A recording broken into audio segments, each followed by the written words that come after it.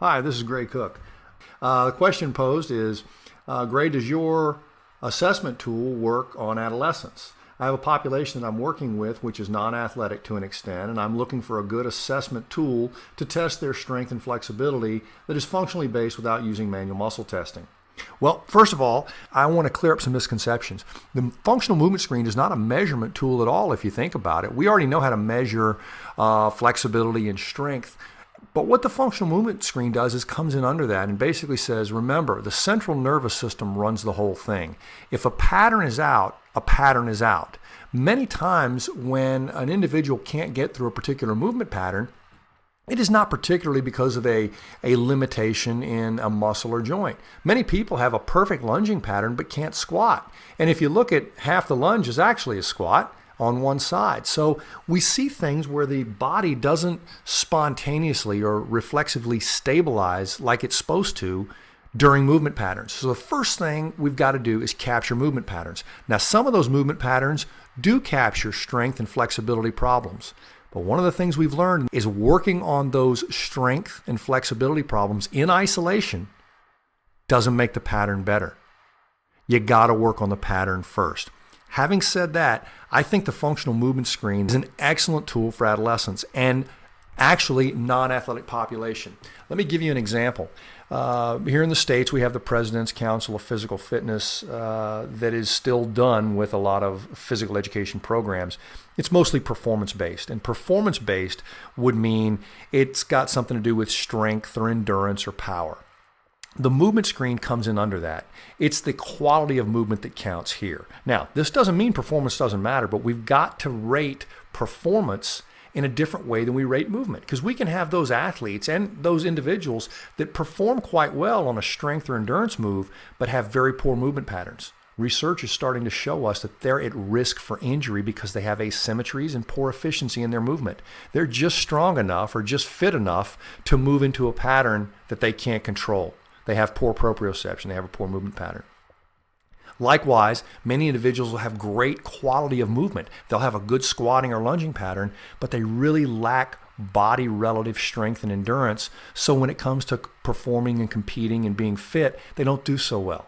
So we've got two scenarios where we need to look at people's fitness and training and either target a performance issue or a movement quality issue. And I often find these two things are clouded. Many people are doing exercises for strength when really they're just reinforcing a bad movement pattern. So what we've noticed in physical education programs is the movement screen is a great equalizer.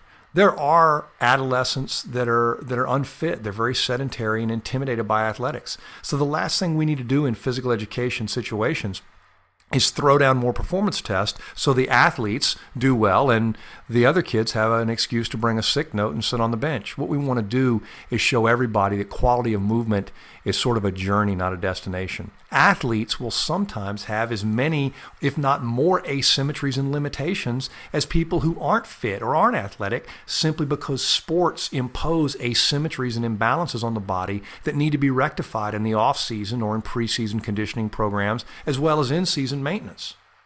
So I think one of the greatest ways to teach an adolescent population the first and foremost foundation of fitness is to get in touch with the quality of movement of the body. And the movement screen needs to be scored by professionals.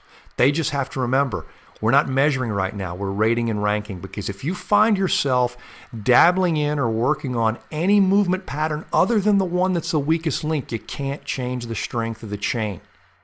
Let me say that again. Of all the movement patterns, you may really think the squat is functional and want to work on the squat. But in our movement screen, if shoulder mobility and push-up are actually more compromised than the squat, you will soon find that working on static core stability in the push-up and shoulder mobility for the thoracic spine rotation and scapular stability will actually create better core dynamics that will go back in the squat. It will maybe not completely fix the squat, but improve the squat. And you never want to be working on your preference exercise. You want to be working on their need exercise. Very many of us are subjective in our approach, and we need to develop methodology and screening tools that protect us from our own subjectivity. One other thing, exercise professionals, in my opinion, and I'm included in this because I came through the same ranks in physical therapy school and my strength conditioning education and personal fitness education.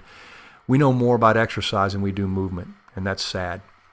We can coach a squat, we can coach a lunge, we know exactly how to do a bench press, we know all kinds of fixed access devices and how to best train on them. But we don't know how many high school kids should be able to touch their toes. We don't even have the statistics on the kids in the West compared to other countries being able to deep squat or not deep squat. Now, exercise is simply a means for improving movement. But sometimes I think we often neglect to look at movement first and just arbitrarily sprinkle exercises on people hoping for a better movement result. That's not the way to do it. We got to first screen movement.